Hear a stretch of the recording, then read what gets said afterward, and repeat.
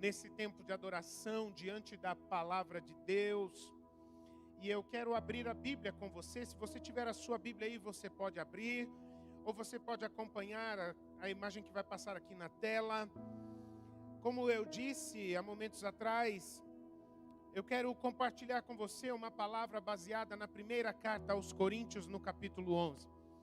É um dos textos doutrinários, doutrina bíblica, a respeito da ceia, mais abrangentes, mais completos que nós encontramos na palavra de Deus. Eu quero então continuar esse ambiente de testemunho, de fé, de aliança com Cristo Jesus, diante da palavra de Deus. Eu gostaria de convidar você a meditar comigo nesse momento sobre isso. Quando nós celebramos a ceia do Senhor Jesus, nós estamos testemunhando, reafirmando a nossa fé e a aliança que temos com Cristo, por meio do seu corpo sacrificado na cruz e por meio do seu sangue derramado na cruz. Nós fazemos isso quando celebramos a ceia. E isto é a chave de conexão que faz com que a vida de Cristo comece a fluir em nós. Fluir em cada um de nós individualmente, mas também fluir em nós enquanto corpo, enquanto povo, enquanto família. E é sobre isso que eu quero te convidar a meditar nesse momento. Primeira carta aos Coríntios, capítulo 11, do verso 27 até o 34. A palavra de Deus então diz assim: por isso, aquele que comer o pão ou beber do cálice do Senhor indignamente, diga comigo, indignamente. É muito importante você guardar essa palavra comigo, tá bem? Será réu do corpo e do sangue do Senhor. Que cada um examine a si mesmo. Novamente, diga comigo, examine. Muito importante também. E assim, coma do pão e beba do cálice. Pois quem come e bebe sem discernir o corpo. Terceira palavra-chave nessa ministração, discernir. Diga comigo, discernir. Amém. Come e bebe juízo para si mesmo. Esta é a quarta palavra-chave nessa ministração, juízo. Diga comigo, juízo. Verso 30. É por isso que há entre vocês muitos fracos e doentes, e não poucos que dormem, ou talvez em algumas Bíblias diga, não poucos que já morreram. Porque se julgássemos a nós mesmos, não seríamos julgados. Mas, quando julgados, somos disciplinados pelo Senhor, para não sermos condenados com o mundo. Assim, meus irmãos, quando vocês se reúnem para comer, esperem uns pelos outros. Se alguém tem fome, que coma em casa, a fim de que vocês não se reúnam para juízo. Quanto às demais coisas, eu as ordenarei quando for aí. Queridos, a ceia do Senhor Jesus, ela é um dos símbolos de maior valor na igreja de Cristo. A ceia do Senhor Jesus é um dos símbolos de maior valor nas vidas de cada um de nós. Porque a ceia do Senhor Jesus, ela vai nos apontar para o poder da cruz de Jesus Cristo. Na cruz de Jesus Cristo, todas as nossas dificuldades, todos os nossos problemas, todas as questões de condenação que pesam sobre as nossas vidas são resolvidas. Tudo o que é contra nós é resolvido na cruz de Jesus Cristo. Tudo que é contra nós, maldição, condenação, morte, destruição, exclusão, tudo isso é resolvido pelo poder do corpo e do sangue de Cristo que foram apresentados e sacrificados na cruz do Calvário. A ceia, é um momento nobre no nosso meio. Ainda que a gente tenha uma frequência, ainda que a gente tenha uma rotina, uma periodicidade em celebrarmos a ceia do Senhor Jesus, e isso de congregação para congregação é muito variado. Já houve momentos na nossa igreja, antes da pandemia, onde eu me alegrava tanto quando a gente fazia as nossas ceias a cada 2 semanas. Cada 15 dias a gente estava celebrando a ceia. Hoje um pouco mais, a cada 3 semanas nós estamos fazendo. Algumas igrejas uma vez por mês, outras igrejas um pouco mais. A Bíblia não estabelece regra sobre isso. A única coisa que a Bíblia diz é: faça isso continuamente. Faça isso sempre que você tiver oportunidade. Mas, queridos, uma coisa não pode ser admitida no nosso meio relacionada à ceia. Uma coisa que às vezes acontece conosco. Todas as coisas na nossa vida que a gente permite cair na rotina, a gente tem a tendência de desvalorizar. A gente tem a tendência de não dar mais a devida atenção, a devida importância. E isso é uma coisa que jamais pode acontecer com a ceia do Senhor Jesus. Ainda que ela seja contínua nas nossas vidas. Ela deve ser especial. Ela é o nosso momento nobre como igreja. A palavra de Deus diz, versículos antes do texto que a gente está meditando, que todas as vezes que nós comemos do pão e bebemos do cálice, profeticamente, espiritualmente, nós estamos dando um grito, estamos fazendo um brado, um anúncio para o mundo de que Jesus morreu por todos nós. Esse é um anúncio que deve continuar ecoando até o final da história da humanidade, quando Jesus Cristo voltar. Devemos continuar anunciando, devemos continuar proclamando, devemos continuar profetizando. Jesus morreu por você, Jesus morreu por você, Jesus se sacrificou por você, Jesus pagou o preço por você. Você não precisa fazer justiça própria, você não precisa se sacrificar, você não precisa fazer nada para merecer a Deus. Você precisa apenas crer e receber Jesus Cristo na sua vida. Ele fez por você, Ele pagou por você, Ele se sacrificou por você. Ele é o pagamento perfeito, Ele é o sacrifício perfeito. Gente, ainda que o YouTube e as outras mídias sociais estejam impregnadas com a mensagem do Evangelho, e eu acho isso lindo, eu amo isso. Quando eu abro a internet fazendo qualquer coisa e eu posso ver ali uma pregação, um louvor, um testemunho, uma mensagem, um versículo sendo compartilhado que aponta as pessoas, a direção, o coração, a fé das pessoas para Jesus Cristo. A gente ainda precisa saber que ainda há muitas pessoas que não sabem disso. Que todos os seus problemas podem ser resolvidos na cruz do Calvário. Basta ser humilde e corajoso o suficiente para crer que Jesus Cristo pode fazer por você tudo aquilo que você não pode fazer por você mesmo. Nenhum ser humano é bom o bastante para se salvar, mas Jesus Cristo pode te salvar. Tem muita gente, queridos, que ainda não sabe disso.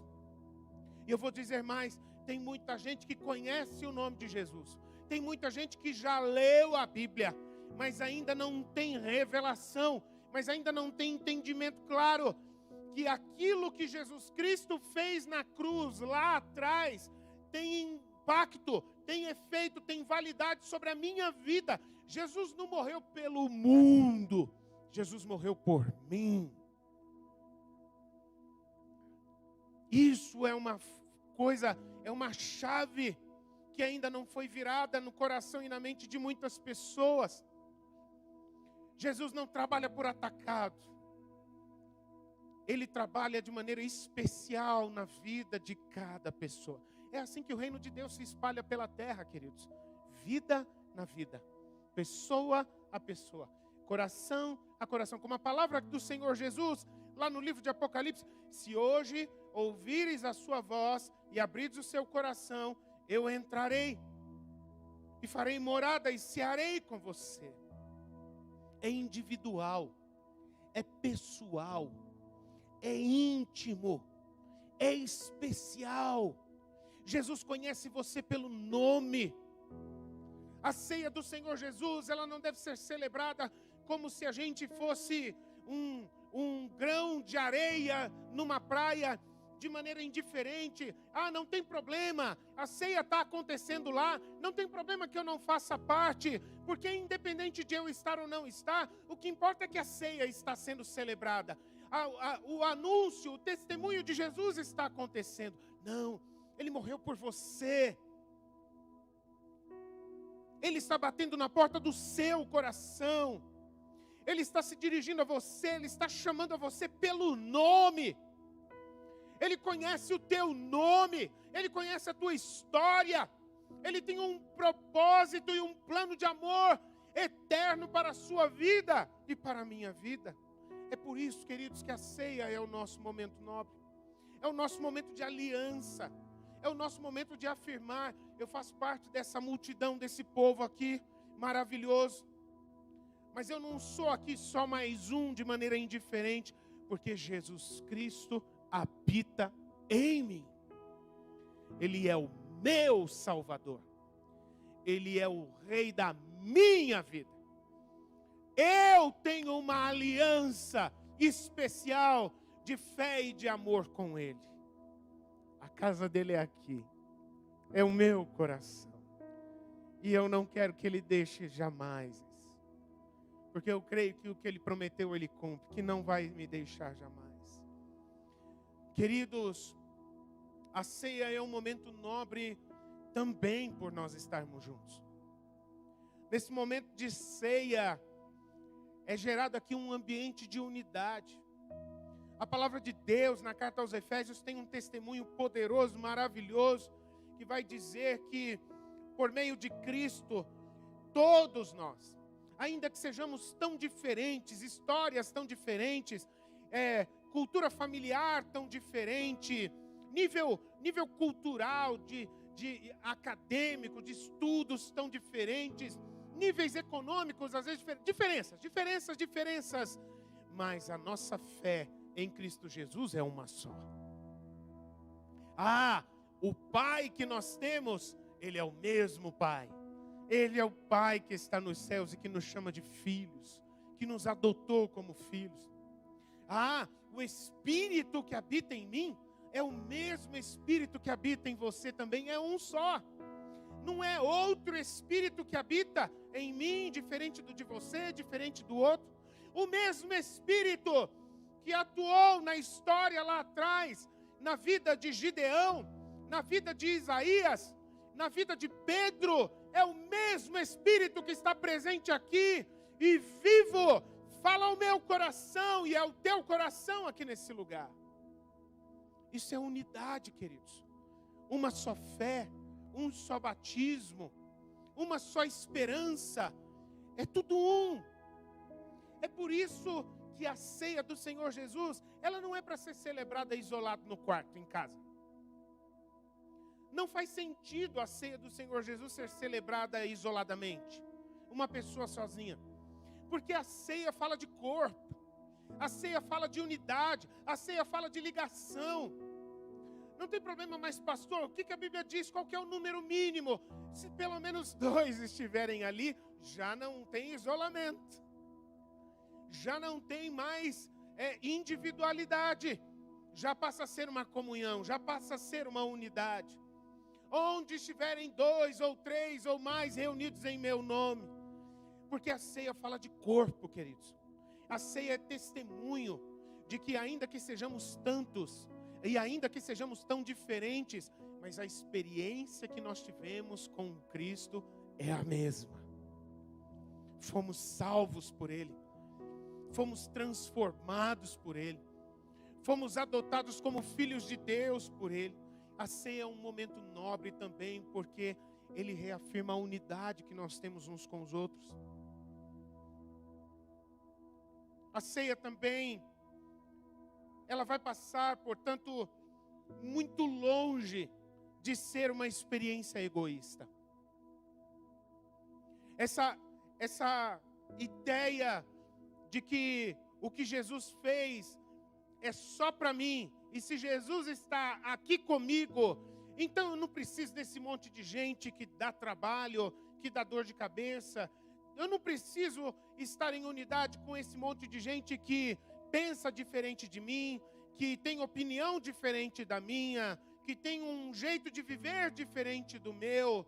Deixa cada um se virando, cuidando da sua vida, e eu fico com o meu Cristo quietinho aqui no meu cantinho.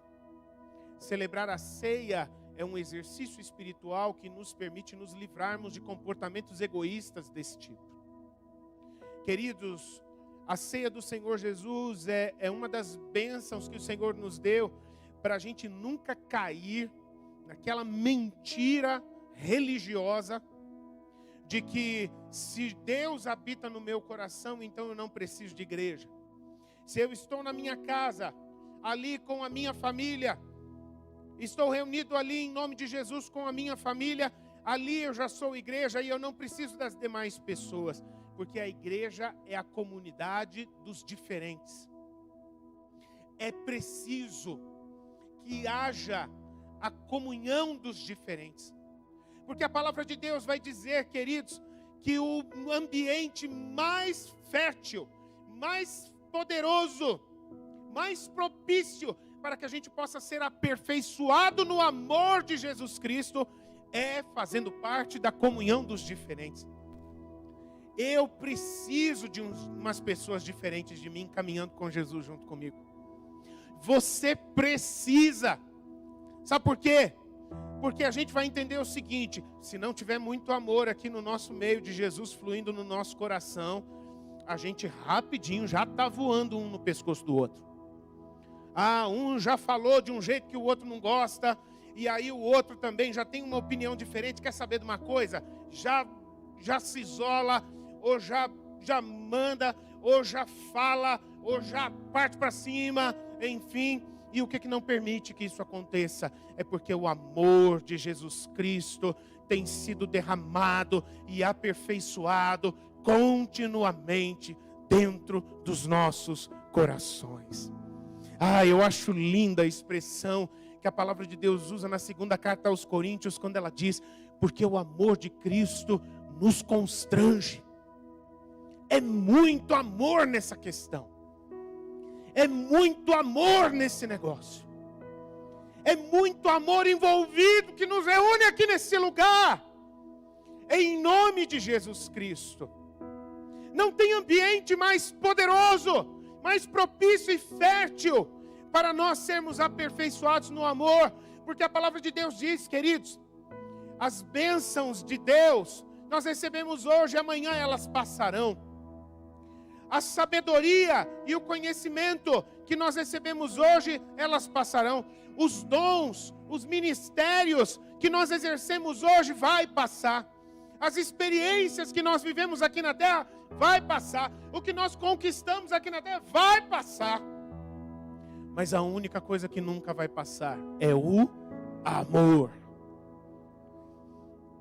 Nós precisamos reafirmar nesse momento nobre, pisar no egoísmo, pisar em qualquer raiz de egoísmo que estiver ainda presente dentro dos nossos corações, para dizer: eu não largo dessa comunhão de amor, porque é nessa comunhão de amor que eu sou aperfeiçoado na única coisa que eu não vou perder jamais na minha vida, que é o amor, porque o amor jamais acaba.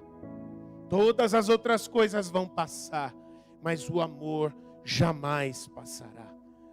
Amém, queridos? Você se sente amado por Deus? Tem alguém aqui que está sentindo ao longo deste culto um ambiente de amor aqui nesse lugar? De verdade, você não precisa fazer isso de maneira forçada se você não sente, se você não percebe isso.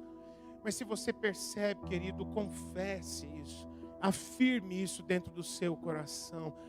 Como eu me sinto amado por Deus. Como esse amor é assombroso de forte, mais forte do que a morte. Chega a nos constranger. Na igreja de Jesus, é impossível cogitar a possibilidade de se viver de forma autônoma, em isolamento ou com independência uns dos outros. Porque a igreja de Jesus é unidade. Por causa de Cristo e por causa dos irmãos também. que nós somos o corpo de Cristo. É por isso, meus queridos, que esses versos que nós estamos meditando, eles trazem uma palavra muito útil. E eu preciso aqui, se você estava observando com atenção a leitura destes versos, você percebeu que aqui existem muitas palavras como o linguajar bíblico chama de exortação, e até mais, eu posso dizer, admoestação, que são palavras de alerta. Presta atenção, corrija-se se você está fora deste caminho. E é muito importante nós afirmarmos isso aqui, queridos, de que a gente deve ter consciência das coisas que estão relacionadas com a ceia. E que isso tem mais impacto na nossa vida diária, talvez, do que alguns de nós imaginamos. De que forma as implicações da ceia vão afetar as nossas vidas, e não somente afetar as nossas vidas, mas de que forma que as implicações da ceia na nossa vida vão afetar as vidas das pessoas ao nosso redor também, dos nossos irmãos. Foi por isso que quando nós estávamos lendo o texto sagrado, eu pedi a você para junto comigo fazermos umas pausas reafirmando algumas palavras-chave. Nestes versos existem 4 palavras-chave que são de extrema importância para nós percebermos, queridos, que a ceia do Senhor Jesus não é uma coisa que implica as nossas vidas só naquele culto de domingo, quando foi avisado que vai ter ceia, e nós comemos do pão, bebemos do cálice e voltamos para a nossa casa, e isso não afeta mais as nossas vidas. Não é assim que funciona. Mas isso tem mais a ver com a nossa vida diária com Jesus Cristo do que talvez a gente possa imaginar. Queridos, quando a gente pensa nessas implicações, a primeira coisa que a gente precisa ter é discernimento. O que é discernimento? Discernimento é a capacidade de separar aquilo que não pode ser misturado. É enxergar. Isso é A e isso é B. Isso é único e isso é duplo. Isso é verdadeiro e isso é falso. Isso tem a ver comigo, isso não tem nada a ver comigo. Queridos, uma coisa que o sistema perverso deste mundo estraga na vida do ser humano é a sua capacidade de discernimento, de distinguir, de diferenciar, de separar aquilo que é bom daquilo que é mal, aquilo que é eterno daquilo que é passageiro, aquilo que é verdadeiro daquilo que é falso. A gente precisa ter discernimento, e de maneira especial, o discernimento que nós precisamos ter é do corpo e do sangue de Cristo. O que Cristo significa na sua vida? A resposta para essa pergunta determinará o seu discernimento. Cristo e você. O que isso tem a ver? Ou não tem nada a ver? Se eu entendo claramente o que Cristo significa na minha vida, eu estou tendo discernimento. Eu estou entendendo claramente, e a vida de Cristo, então, ela fará impacto na minha vida. Queridos, nós precisamos ter discernimento, entendimento, não somente de até que ponto ou do quanto Cristo é importante. A vida de Cristo impacta nas nossas vidas todos os dias, mas também é importante quando nós celebramos a ceia, e a ceia é um exercício de fé, é importante para nós discernirmos, reafirmarmos o nosso discernimento sobre o corpo de Cristo, ou o que o corpo de Cristo significa para mim. Você tem alguma convicção a respeito disso? Você tem algum entendimento claro a respeito disso?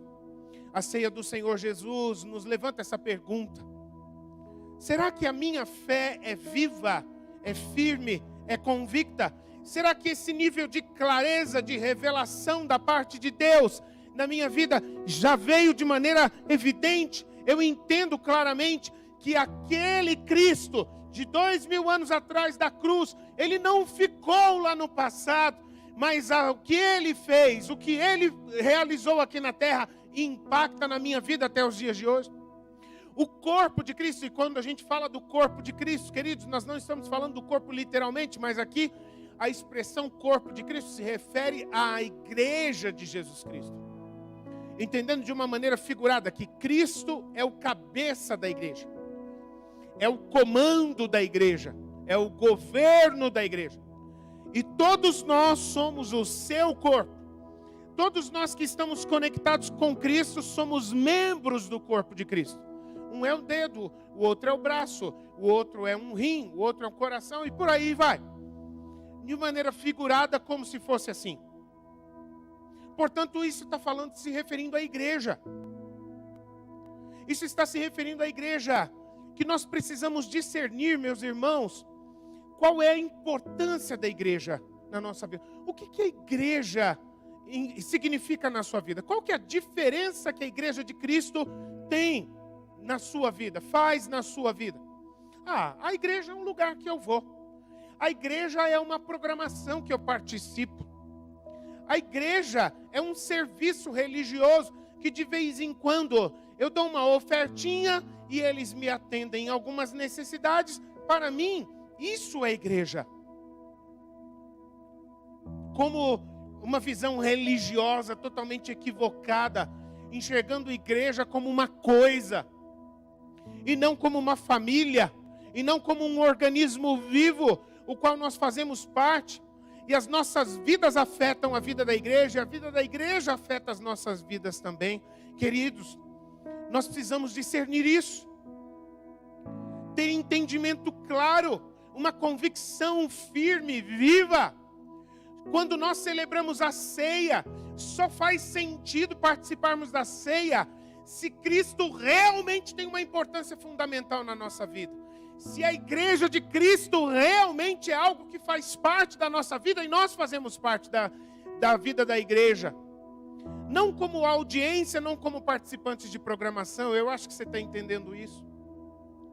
Mas, queridos, uma outra coisa que nós precisamos ter consciência é que diante disso, desse discernimento, todas as vezes então que nós vamos participar da ceia do Senhor Jesus, do pão e do cálice, uma outra coisa que nós precisamos ter também é a necessidade de fazermos um autoexame. Ok, talvez eu tenha convicção que Jesus Cristo é o meu Salvador, é o Senhor da minha vida. Ok, talvez eu tenha convicção de que a igreja não é uma programação, não é uma instituição religiosa morta, não é um serviço religioso como um negócio, mas é uma família, é um organismo vivo, o qual eu faço parte e esse organismo vivo participa da minha vida também. Agora, diante desse discernimento, a palavra de Deus vai nos chamar, olha, você precisa se examinar. É importante que você examine a sua fé. É importante que você examine a sua conduta. É importante que você examine a sua conduta. Será que, ainda que a gente tenha fé, será que, ainda que a gente tenha consciência da realidade sobre o que é o corpo de Cristo, a igreja do Senhor Jesus, como tem sido a nossa conduta diante disso? Como tem sido a vida que eu vivo diante de Jesus Cristo? Como é que eu tenho tratado a Jesus Cristo no meu viver diário? Querido, querida, quando eu chego para a ceia, eu preciso ter boa consciência a respeito disso. Eu preciso me examinar sobre a vida que eu tenho vivido. Eu estou aqui diante do pão e do cálice. Eu estou aqui diante de um momento precioso, onde eu vou, nesse momento nobre, reafirmar a minha aliança com Cristo. Ok, mas como é que eu tenho tratado Cristo na minha vida diária? O que tem representado a autoridade de Jesus Cristo diante das pessoas ou dos sistemas nessa terra que tentam me influenciar? Querido, eu vou dizer para você que eu já vi um número enorme de pessoas que quando estão no meio do povo de Deus, ou quando estão diante de um irmão ou de uma irmã, falam com todo vigor que amam a Jesus Cristo, que são de Jesus, até escutam louvor de vez em quando, mas quando entra na escola, está no meio dos colegas, parece que se transforma numa outra pessoa. Quando chega no meio dos amigos, quando chega no ambiente de trabalho, quando entra no veículo para se dirigir, para se locomover no trânsito, parece que aquela pessoa que confessava Jesus Cristo, ela some. É uma crise de dupla personalidade. E entra um novo ser humano que não tem nada a ver com Cristo. Uma pessoa rancorosa, uma pessoa vingativa, uma pessoa imoral, uma pessoa com falta de ética, uma pessoa que não é honesta nos seus negócios, uma pessoa que é mais apegada com as coisas passageiras deste mundo, do que interessada naquilo que é eterno, naquilo que dura para sempre. É terrível, queridos. É por isso que a palavra de Deus diz: querido, querida, você está diante do pão, você está diante do cálice. Examine o seu coração, examine a sua fé, se a vida que você tem vivido nesse tempo condiz, é de acordo com a fé que você diz ter. Você precisa dar lugar a isso. Qual tem sido a sua conduta em relação ao próprio corpo de Cristo? Aí o pastor chega e pede: meu irmão, será que você poderia pegar o seu cálice e se aproximar de um irmão perto de você, e olhando nos olhos dele com sinceridade, você chegar para ele e dizer: olha, eu tenho uma aliança com você em Cristo Jesus, e você poder sugerir trocar de cálice, representando essa ligadura forte que há entre nós, por meio de Jesus Cristo. Quando aí algumas vezes, tristemente, eu sei que essa palavra é pesada, mas eu não posso deixar de dizê-la, segundo a revelação da palavra de Deus. Talvez alguma pessoa com uma mente perversa, ainda obscurecida, quando sai desse ambiente, chega em casa e o que começa a falar não tem nada a ver. Que testemunho maravilhoso, que presença de Deus eu pude sentir ali, que louvores inspiradores, ou que palavra que abriu os meus olhos e que tocou o meu coração. Não, você viu a roupa do fulano? Você viu a roupa que o fulano foi na igreja hoje? Tenha santa paciência uma roupa daquela na igreja? Como que se aceita um negócio daquele? Você está sabendo, o fulano estava lá no culto hoje, mas eu fiquei sabendo que eles brigaram. O casal brigou em casa, fechou o pau. E estavam os dois lá, tudo bonitinho, de mão dada na hora do culto. Ou um irmão da sua célula, que você chega aqui no culto e talvez nem olha na cara dele, porque vocês estão meio brigados, estão meio bicudos, beiçudos. Vocês não, em nome de Jesus. Eu não vou declarar isso sobre você, o teu coração é quebrantado diante do Senhor, eu tenho certeza disso. Mas a pessoa, diante do pão, diante do cálice, ao falar sobre um irmão da sua própria célula, que caminham juntos semana após semana, compartilhando, amando, encorajando. Eu não quis nem conversar com fulano de tal, porque eu estou cheio dele. Olha o comportamento dele na reunião da célula essa semana. Eu não gostei, eu não quero nem olhar na cara dele. Como pode isso acontecer? Este pão, este cálice, eles reafirmam uma unidade. Será que o meu coração está constrangido e convicto dessa unidade que há entre mim e os meus irmãos? E que, é claro, diferenças acontecem, meus irmãos.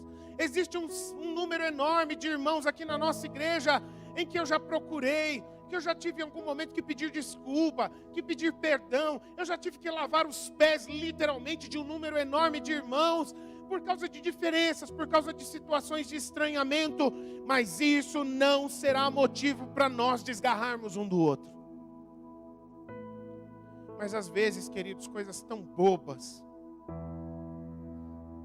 O irmão fulano de tal, quando me cumprimentou, fez uma brincadeira que eu não gostei. e aí já se queima com a pessoa. Examine-se, meu irmão. Será que o pão que você tem comido, o cálice que você tem tomado, é uma afirmação daquilo que você realmente tem vivido? Da conduta que você tem realmente tido? Que o teu proceder tem promovido unidade, tem promovido comunhão, tem promovido uma ligação forte entre os irmãos, ou tem gerado separação, ou tem gerado divisão entre os irmãos? Essa a chamada de atenção que tem aqui por trás dessas palavras, do se examinar, de que nós precisamos nos examinar continuamente. Porque se a gente tem quebrado a nossa aliança com Cristo, se a gente tem tido um comportamento que quebra a nossa ligação de unidade, de comunhão entre os irmãos na nossa vida diária, seja lá qual for o tipo de comportamento, e se nós tomarmos a ceia, isso nos tornará indignos de participar dessa ceia. E aqui é que vem a terceira palavra, como eu disse: discernimento, examinar-se. Se nós não estamos com a nossa conduta correndo o risco de participarmos da ceia de maneira indigna, de maneira desonrosa, de maneira inapta, se nós não estamos nos tornando, ainda que a gente fale uma coisa, mas temos vivido de uma outra forma que nos torna indignos de participar deste momento. Porque na prática, meus irmãos, participar da ceia, quando a nossa vida tem sido contrária, tem demonstrado que Cristo, na verdade, não governa as nossas vidas. Ele, na verdade, não é o caminho, a verdade e vida em nós. Ele, na verdade, não é o amado do teu coração. Uma vida totalmente contrária ao padrão de vida de Cristo. Uma vida que mais tem atrapalhado, separado, afastado-se do corpo de Cristo. Esse comportamento se torna deslealdade. É ser desleal com Cristo e com o corpo, a sua igreja. É afirmar uma coisa na ceia que não está acontecendo na vida diária. De vez em quando eu compartilho aqui com os meus irmãos: meu irmão, minha irmã, eu não quero gerar uma pressão, mas se você tem fé em Jesus Cristo, você vai entender e receber essa palavra. É impossível, não tem como uma pessoa querer ter um compromisso com Cristo, uma pessoa querer fazer parte da igreja de Cristo e ela não querer compartilhar a sua vida com os irmãos. Aí um irmão o procura para perguntar: como tem sido a sua vida nesses dias? Nós podemos orar juntos? Como está o teu coração? Como é que estão aquelas lutas que você compartilhou que estava enfrentando? E aí alguém cruzar os braços e falar: ah, me desculpe, mas eu não quero falar da minha vida. Eu não quero que a igreja fique se metendo na minha vida. Querido, eu acho muito interessante uma expressão que a palavra de Deus usa. O Espírito Santo, usando a vida do apóstolo Paulo, vai dizer: meu irmão, minha irmã, vocês não entendem. Será que vocês não percebem que a partir do momento em que vocês morreram com Cristo, vocês não são mais de vocês mesmos? Vocês agora têm Cristo como cabeça. E tendo Cristo como cabeça, Ele usa a sua igreja, Ele usa o corpo para cuidar de si mesmo. Os irmãos cuidando uns dos outros, pelo bem da família. Meus irmãos, não faz o menor sentido alguém querer ser de Jesus Cristo e não querer ter a igreja participando da sua vida. A igreja acompanhando a sua vida. É por isso que um dia desses eu estava conversando com os irmãos, discípulos, e eu estava falando bem sobre isso. Existem por aí alguns modelos de igreja, algumas modalidades de igreja que prestam um serviço religioso, e eu vou dizer bem assim, um serviço religioso, exatamente para não criar esse tipo de problema para pessoas que não querem se envolver com Cristo e nem com o corpo de Cristo, mas querem apenas algumas coisas pontuais. Então são instituições religiosas que dizem assim: olha, aqui você não precisa se comprometer, você não precisa ser membro, você não precisa se incomodar, porque ninguém vai te visitar na sua casa, ninguém vai ligar para você para perguntar como está a sua vida, desde que você dê o seu passo de fé e nos ajude aqui com recursos, e nós vamos fazer um trabalho, uma oração forte pelas necessidades que você tem nesse momento da sua vida. Cada um fica satisfeito, cada um segue seu caminho e ninguém precisa assumir compromisso com ninguém.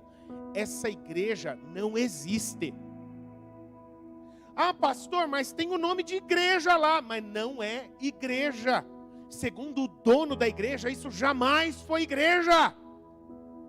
Igreja é corpo, igreja é família, igreja é vida na vida. Igreja eu sou amado e amo. Igreja eu sirvo e sou servido.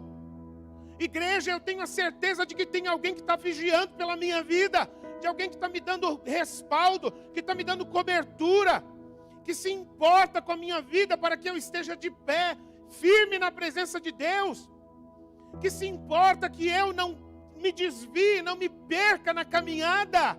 Isso é igreja. Portanto, não faz o menor sentido. Eu quero fazer parte da igreja, mas eu não quero me comprometer. Querido, não tem como. A palavra de Deus conta uma experiência que Jesus viveu com seus discípulos, momentos antes de ele ser traído e preso. E quando Jesus estava celebrando a ceia com seus discípulos, ele decidiu lavar os pés dos seus discípulos. Talvez tenha alguém aqui que já leu essa história, se lembra dessa história. E Jesus, sendo o mestre, sendo o Senhor, que poderia muito bem se colocar na posição de que ele deveria ter os seus pés lavados pelos seus discípulos, ele estava tomando a forma de servo, se debruçando até os pés dos seus discípulos e lavando-lhes os pés. E aí então, quando ele chega num dos seus discípulos, no Pedro fala: Senhor, é demais, Senhor, o Senhor está se humilhando demais. Não, o Senhor não vai lavar os meus pés. E Pedro, achando que estava sendo o máximo ao falar dessa forma: não, senta aqui, sou eu que vou lavar os teus pés. Quando Pedro, orgulhosão, achando super espiritual, quando ele fala, e eu gosto de Pedro, apesar de que ele era bocudo, graças a Deus, isso foi antes do batismo no Espírito Santo, glória a Deus. Ele falava demais, mas graças a Deus o Espírito Santo santificou aquela boca dele. E aí então ele chega para Jesus e diz: o Senhor não me lavarás os pés. Jesus vira para ele de maneira muito mansa, mas de maneira firme, e diz a ele: querido Pedro, se eu não lavar os teus pés, você não tem parte comigo. Ô Jesus, desculpa aí, então vira a bacia em cima de mim, vem com sabonete e tudo para cima. Não. Nem 8, nem 80. Você já tem recebido a minha palavra, você já está lavado. Eu preciso só cuidar dos teus pés. Mas se você não deixar eu cuidar dos teus pés, você não tem parte comigo. E aí Jesus emenda e disse: eu, sendo mestre e Senhor, lavei os pés de vocês. Se vocês têm parte comigo, se vocês têm aliança comigo, é justo, é importante que vocês criem um ambiente de amor, uma cultura discipular, onde uns lavam os pés dos outros, e todo mundo tem o pé limpinho, porque um tem lavado continuamente os pés dos outros. Eu gosto da expressão que o pastor Bill Hybels usava num de seus livros, quando ele diz que na igreja do Senhor Jesus, todos deveriam se comportar como um bom garçom. Um bom garçom de um restaurante bem administrado, ele muitas vezes ele se apresenta com uma roupa propícia para servir as pessoas.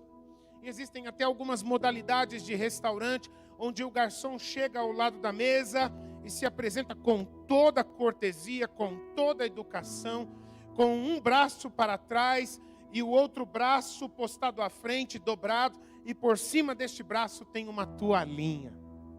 Você já viu essa cena naquele restaurante chique, caro que você já foi? No teu aniversário de casamento, com os teus amigos, você se lembra disso, você sabe disso. Naqueles restaurantes é assim que funciona.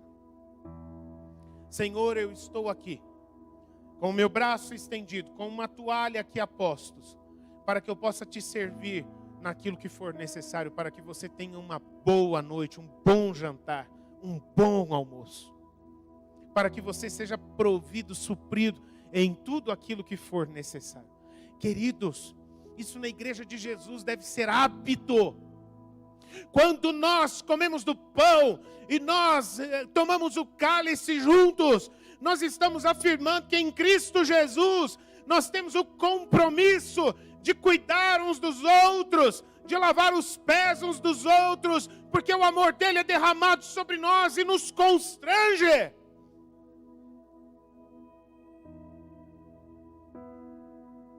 E é aqui que está a questão delicada de participar da ceia do Senhor Jesus indignamente, como já falamos. O que é então participar da ceia do Senhor Jesus indignamente? É quando eu tomo do pão, bebo do cálice, dizendo que eu creio, dizendo que eu sou, dizendo que eu vivo, mas a vida que eu tenho vivido, ela não condiz com aquilo que eu digo que sou, em relação a Cristo, em relação aos meus irmãos do corpo de Cristo. E a gente pode achar assim: pastor, ok, se é assim, então está tranquilo, porque é um problema, tudo bem, pode ser uma pisada da bola na hora da ceia, mas aí depois o dia seguinte é a segunda-feira, bola para frente, vida que segue, e não se fala mais nisso e fica tudo bem para cada um. Mas a palavra de Deus diz: querido, querida, você não discerne o corpo e o sangue do Senhor Jesus? Você não pode ser ingênuo, ingênua de achar que aquilo que você talvez tenha vivido indignamente na ceia do Senhor Jesus, você não, alguém tenha vivido indignamente na ceia do Senhor Jesus, vai trazer repercussões sobre a sua vida somente no momento da ceia. Mas aquilo começa a gerar como uma infecção na nossa vida, começa a afetar e a deteriorar e a paralisar todo o fluxo da vida de Jesus Cristo em nós. Participar da ceia indignamente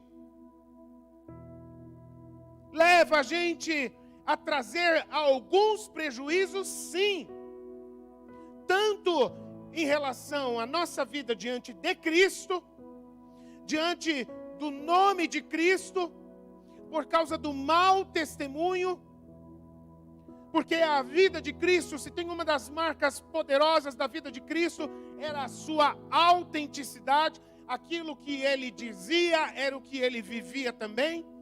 É por isso que no Evangelho de Mateus, no capítulo 7, a palavra de Deus vai dizer que as multidões se admiravam do ensino de Jesus, porque ele ensinava como quem tinha autoridade e não como os religiosos, que falavam muito, mas tinham pouca vida. Mas Jesus, ele falava aquilo que ele vivia. E se o mestre é assim, e se o Senhor é assim, e se o Salvador é assim, e se o Pai é assim, importa que os discípulos, que os filhos vivam uma vida que seja semelhante à dele. De outra forma, queridos, o nome disso é mau testemunho.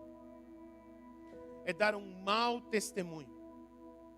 Na carta aos Romanos, a palavra de Deus vai dizer que por causa de comportamentos como esse, por causa do mau testemunho de pessoas que se dizem de Cristo, que falam uma coisa, que dizem que creem uma coisa, mas que a vida diária é totalmente diferente daquilo que dizem que creem, o nome de Deus acaba por ser blasfemado diante dos homens. Você já ouviu alguém falar que tem nojo de igreja, que tem pavor de crente? Você já ouviu alguém falar isso? Por que as pessoas falam isso? Se Jesus é tão maravilhoso, se o Evangelho de Jesus é tão poderoso, por que tem gente que diz isso? E muito provavelmente nós podemos dizer por causa do mau testemunho de pessoas que têm se apresentado diante do Senhor Jesus e até mesmo comido do pão e bebido do cálice indignamente.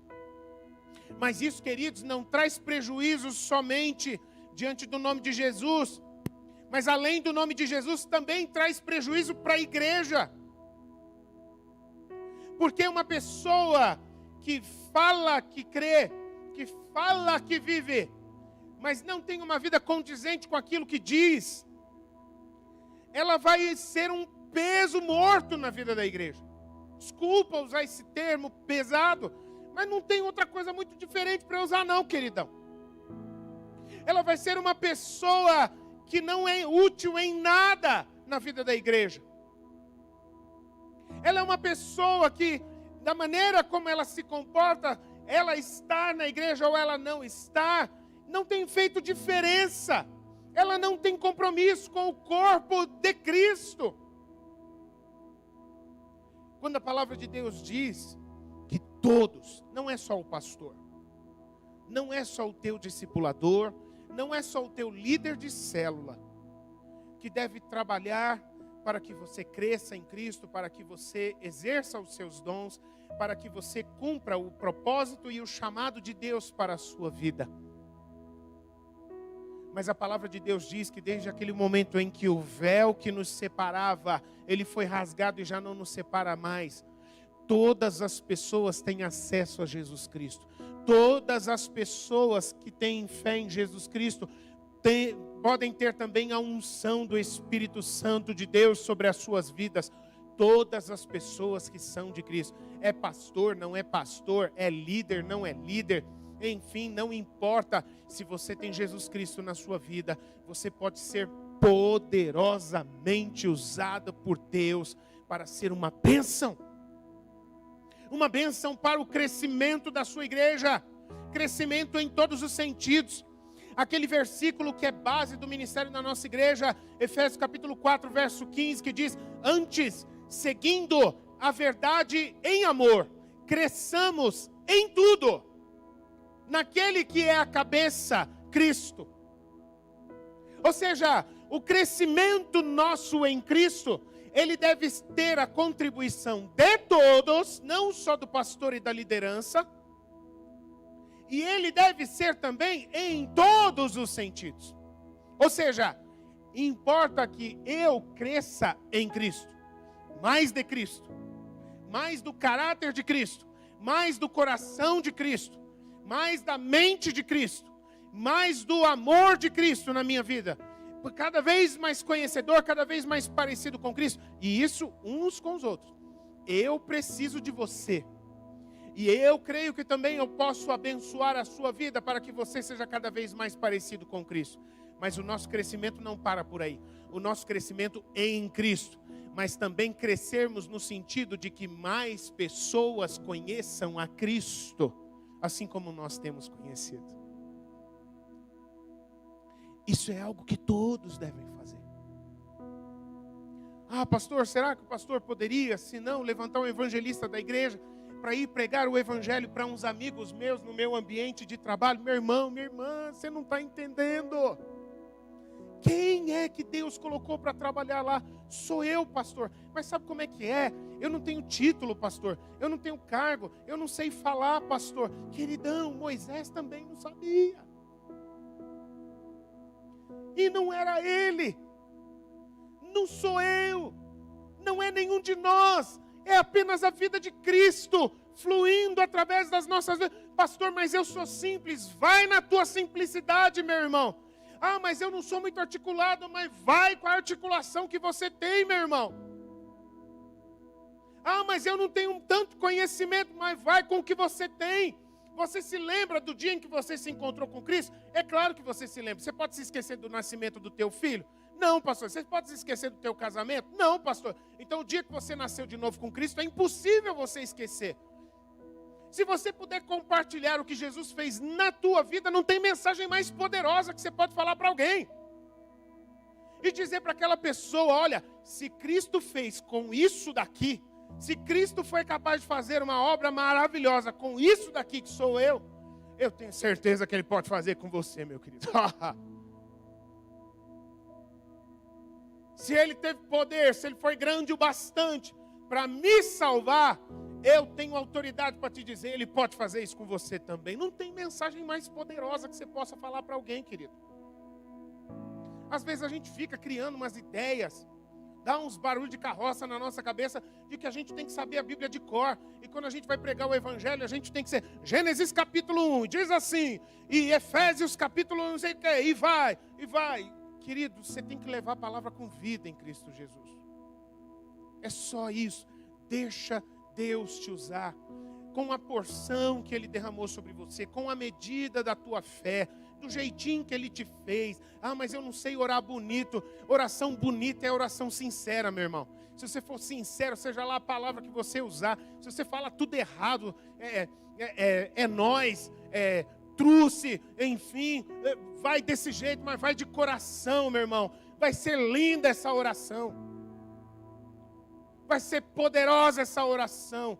Porque o que toca o coração de Deus é um coração quebrantado e contrito, é o que diz a palavra de Deus. Você quer orar bonito, meu irmão? Rasga o teu coração diante de Deus. Você vai tocar o coração do Pai. É disso que nós temos que ter consciência, meus irmãos. É disso que nós precisamos uns dos outros. Você é uma bênção, meu irmão. Você é de Jesus? Tem alguém aqui que é de Jesus? Eu posso ver alguém aqui que é de Jesus? Aleluias. Meu irmão, você é uma bênção. Eu preciso de você, meu irmão. Tem uma medida do meu crescimento em Cristo que se eu não estiver conectado com você, eu não vou crescer. Porque tem uma parte do meu crescimento em Cristo que Ele colocou em você. Porque eu não sei, mas está em você, eu preciso descobrir isso. Senão eu não cresço. De maneira que se a gente estiver desconectado, se a gente estiver atrapalhando, se a gente estiver isolado do corpo, isso que o Senhor já liberou, já está aí, mas a gente não vê isso se cumprir nas nossas vidas, porque a gente se isola. Porque a gente abre mão dessas bênçãos maravilhosas que o Senhor tem liberado sobre nós. Mas agora pode ter certeza de uma coisa. O nome de Cristo é prejudicado por causa do mau testemunho? Pode até ser. A igreja talvez perde oportunidades. Ah, pastor, a igreja precisava de mais recursos. Não precisava não, querido. Já tem os recursos. Só está no bolso e já devia ter saído e não saiu ainda. Tudo que a igreja precisa já foi liberado. A gente não precisa se preocupar. Tudo que nós precisarmos, não só como corpo, como igreja, mas como famílias em Cristo também, já foi liberado, só precisa crer e tomar posse. Nós já somos abençoados. Mas pode ter certeza, a igreja às vezes perde oportunidades por não poder contar, às vezes com o outro irmão perde oportunidade, mas pode ter certeza, o maior prejudicado somos nós. Não tem quem é maior prejudicado do que nós mesmos. Se a gente acaba construindo uma maneira de viver indignamente. A pessoa por si só, ela é prejudicada, porque uma vida egoísta não leva a nada. Uma vida egoísta não dá fruto nenhum. A pessoa por si só é prejudicada, porque o Senhor da igreja, Ele não tolera pessoas que vivem indignamente por muito tempo. E eu não estou aqui falando lei, meus irmãos, nem palavra de condenação. Estes versos da palavra de Deus dizem isso. Senhor Jesus, uma vez, Ele falou, não existe nada que esteja oculto que não venha a ser revelado. Meu irmão, você pode te dar uma dica, abrindo um parêntese aqui nessa mensagem. Se você for esperto e inteligente, corre confessar as coisas que estão escondidas na sua vida. Porque pior será o dia que isso vier a público de uma maneira bombástica. Porque o Senhor falou, o Deus da verdade, o Deus das coisas às claras, Ele afirmou, é questão de tempo, mas não existe nada que esteja oculto que em algum momento não virá a ser revelado. Isso tem que gerar prudência, isso tem que gerar sentimento de urgência nos nossos corações. E por que a palavra de Deus diz isso? Porque o Senhor está nos mostrando aqui que em alguns momentos é normal, infelizmente, mas é normal que aconteça. A igreja não é lugar de pessoas perfeitas. A igreja é um lugar de pessoas que seguem aquele que é perfeito. Nós somos perfeitos em Cristo. E o Senhor desta igreja, Ele não vai tolerar que esse comportamento de indignidade fique por muito tempo se infiltrando na vida da sua igreja. Aí eu vou falar para você, meu irmão, infelizmente, mas isso é uma grande realidade. Às vezes igrejas se fecham, porque antes das portas se fecharem, o pau torou lá dentro. Falta de respeito, ofensa, agressão, divisão, partidarismo. O Senhor não tolera isso dentro da sua igreja. Ex-igrejas que se tornam museus, que se tornam, sei lá, cinema, bar, qualquer coisa, misericórdia. Lugar que deveria promover vida, pode acabar vindo a se tornar promotor de coisas passageiras que não transformam ninguém. A gente está meditando na carta aos Coríntios, e nesse próprio livro da Bíblia, uns capítulos antes, no capítulo 6, a palavra de Deus vai dizer sobre um caso que estava acontecendo nessa igreja. Um caso de imoralidade sexual. Em que um rapaz dentro da igreja estava tendo um relacionamento com a sua madrasta. Um relacionamento íntimo com a sua madrasta. E aquele comportamento imoral estava virando uma doença virótica, nojenta, dentro da igreja. E chega um momento que, por revelação do Espírito Santo, o apóstolo Paulo libera uma palavra dizendo: meus irmãos, essa é a hora da igreja, em nome da santidade do nome de Jesus, tomar uma medida enérgica para que essa imoralidade não se torne um tumor dentro dessa igreja, destruindo a vida da igreja. E olha o nível da palavra, meu irmão e minha irmã, que é liberada ali no capítulo 6, diga: entreguem esta vida nas mãos de Satanás, que é aquele que a Bíblia diz que é o que tem poder da morte. Quem é que tem poder para matar? Satanás. Deus deu poder a Satanás e aos seus demônios para matar. É um dos trabalhos dele. Entreguem essa vida para Satanás. Sabe por quê? Para que esta vida seja interrompida aqui na terra, mas que o último fiozinho de fé, apesar da vida toda torta que esse rapaz tem vivido, essa vida seja preservada pela misericórdia do Senhor, antes que algo pior aconteça. Sabe o que é pior que pode acontecer, meus irmãos? A palavra de Deus diz que o justo, ele viverá pela fé. A mesma palavra vai dizer na carta aos Efésios capítulo 2, que pela graça nós somos salvos por meio da fé. E a palavra de Deus vai dizer na carta aos Romanos que a nossa vida em Cristo, ela do início ao fim, ela é vivida do começo ao fim pela fé. Portanto, como a própria palavra de Deus pode nos dizer, presta bem atenção nisso, meu irmão. Se você guardar isso no seu coração, isso poderá te edificar enormemente, eu creio. Portanto, mesma palavra de Deus que vai nos dizer, na carta aos Efésios, na carta aos Colossenses, olha, toma cuidado com a vida que você está vivendo. Porque você pode estar vivendo, ainda que tenha fé, estar vivendo uma qualidade de vida em que você anda entristecendo o Espírito Santo de Deus que habita em você. O Espírito Santo que habita o seu coração, ele é sensível. Pare com essa vida de entristecer o Espírito Santo. E pior, não extinga o Espírito Santo, para que você não corra o risco de em algum momento você se tornar estatística, como a palavra de Deus vai dizer na carta a Timóteo. A estatística infeliz daqueles que abandonam a fé. E querido, se a vida com Cristo, ela do começo ao fim, ela é mantida pela fé. É claro, nós sabemos, o nosso Deus e Pai, Ele é maravilhoso. E no seu decreto, Ele nunca brinca e nunca volta atrás na sua palavra. Ele nunca bota para fora um filho ou uma filha. Mas a nossa relação com o Pai, que é mantida pela fé, amparada pelo Espírito, ela pode chegar a um ponto em que o nosso coração se endureça de tal forma, em que já não haja mais o que fazer com a vida dessa pessoa. É a trágica realidade que a carta aos Hebreus vai dizer. Não há mais o que fazer com uma pessoa que chegou a esse ponto de dureza. Não há mais o que fazer com uma pessoa que vive como uma incrédula.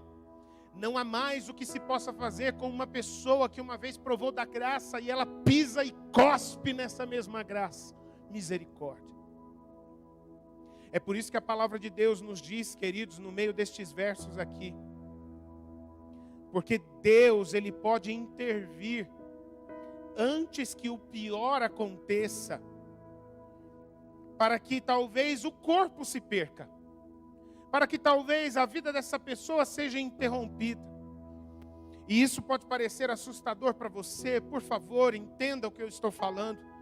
Mas muitas vezes, meus irmãos, Deus pode acabar permitindo que um filho ou uma filha dele parta por misericórdia e não por maldade ou crueldade. Por bondade, porque um pai cuida do seu filho. É por isso que a palavra de Deus diz nesses últimos versos aqui, que às vezes no meio da igreja de Cristo existem pessoas que estão fracas. Ah, meu irmão, como é que está a tua vida? Está mais ou menos, pastor. Ô, meu irmão da célula, e aí, como é que tem sido seus dias? Na presença de Deus, está firme? Estamos indo, né? Esperando um amanhã melhor. Já ouviu alguém dizer isso? Esperando por um amanhã melhor. Aquela vida apática, morna, onde dia após dia não vive, sobrevive. Onde um dia depois do outro não flui, se arrasta.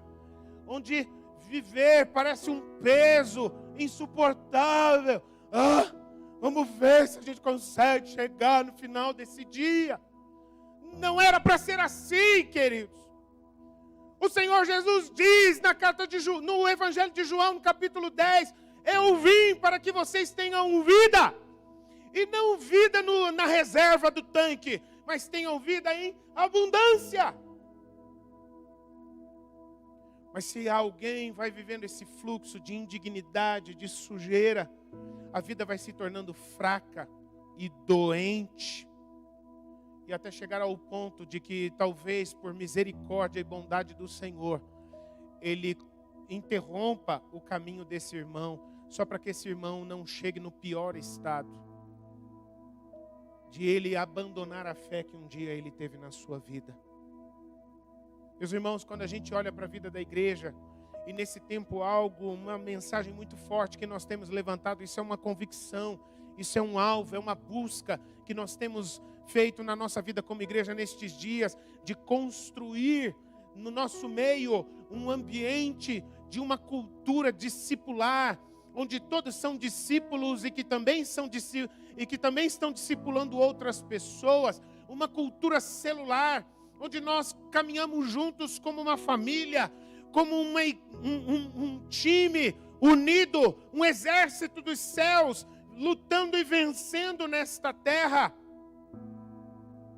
Nós devemos guardar no nosso coração o chamado do Senhor Jesus Cristo, quando Ele nos diz: se alguém quiser vir após mim, então negue-se a si mesmo, tome cada dia a sua cruz e siga-me. Então tome a sua cruz, negue-se a si mesmo, entregue a sua vida ao Senhor Jesus Cristo, e você se converterá a Cristo, e nascerá de novo, e será uma nova pessoa, que viverá, não mais você, mas Cristo vivendo em você. Queridos, quando nós estamos diante do pão e do cálice, não podem ser velhas pessoas com uma recalchutada no martelinho de ouro. Eu estou melhorando, eu me tornei uma pessoa mais controlada, mais calma, mais paciente. Eu acho que está bom, eu tenho melhorado cada vez mais. Não, querido, um pecador melhorado continua sendo alguém destituído da glória de Deus. Só há vida quando a gente morre e nasce de novo em Cristo Jesus. Quando nós participamos da ceia, meus irmãos, nós não podemos nos dirigir uns aos outros como o velho ser humano que está se esforçando para ser uma pessoa melhor a cada dia. O seu esforço, o meu esforço, meus irmãos, não adianta nada para nos salvar e nos transformar. Só Cristo e o seu Espírito pode fazer isso em nós. E quando nós estamos juntos, o nosso ambiente de convivência é um ambiente onde nós estamos constantemente nos encorajando a isso. Meu irmão, minha irmã, cuidado, meu irmão. Não queira cair no risco, na tentação de voltar a viver como o velho homem, como a velha mulher. Não vai dar coisa boa isso, meu irmão. Lembre-se, você tem uma nova vida em Cristo. Olha para frente, teu alvo é Cristo. E nós como igreja, meus irmãos, quando nos reunimos para comer o pão e beber o cálice, nós estamos assumindo um compromisso nesse nível uns com os outros. De constantemente estarmos abençoando uns aos outros, reafirmando a nossa identidade. Meu irmão, minha irmã, cuidado, você está vivendo como condenado, você está vivendo como perdido, você está vivendo como escravo. Essa não é a pessoa que você se tornou em Cristo. Viva, tome posse da nova vida, do novo homem, da nova mulher que você se tornou em Cristo. Olha para frente. E assim como diz os últimos versos desse texto, meus irmãos, uma outra coisa tão importante também numa igreja que tem uma cultura de discípulos entre discípulos que caminham juntos com Cristo e de família como célula, que é nós termos um ambiente onde a gente aprende a esperar uns aos outros. Meu irmão, minha irmã, talvez você tenha uma fé pujante, talvez você tenha um ritmo de vida acelerado, talvez você seja uma pessoa que tem um nível de revelação e de esperteza, e você é ligado, e você já dá passos, e você já se move, e o que precisa ser feito você faz, e você não tem paciência com aqueles mais lentinhos, com aqueles que ainda estão pensando o que vão fazer, o que não vão fazer. Enfim, meu irmão, minha irmã, a igreja de Cristo, ela não é um povo onde os mais ligeiros, eles largam o resto e vão embora para frente, e largam o resto do pessoal para trás se virando. Mas a gente construir um ritmo de caminhada, que não seja lento demais, de maneira que a igreja, ela não cumpra a missão e não viva no propósito do reino de Deus nessa terra, porque pessoas estão morrendo. O diabo, ele está todos os dias andando em nosso derredor como um leão procurando a quem possa tragar. Dorme no ponto para tu ver, negão. Ele é esperto, ele é astuto, ele é sujo, ele é ligeiro, ele não respeita regras, ele não espera você descansar. Ele espera, e nos momentos mais covardes de fraqueza, é ali que ele vai voar no pescoço de cada um de nós. E portanto nós gerarmos um ambiente de proteção e de cuidado uns dos outros. Assim como também, meus irmãos, nós não permitirmos que irmãos passem por cima de outros irmãos por perderem a paciência, por perderem a compaixão, por perderem o amor. Ah, esse irmão, ele que se lasca, sei lá, que pode falar a qualquer momento, né? O problema é dele, ele que se vire, que cuide da vida dele, eu não quero nem saber. Eu vou seguir em frente. Meu irmão, minha irmã, não pode ser assim no nosso meio.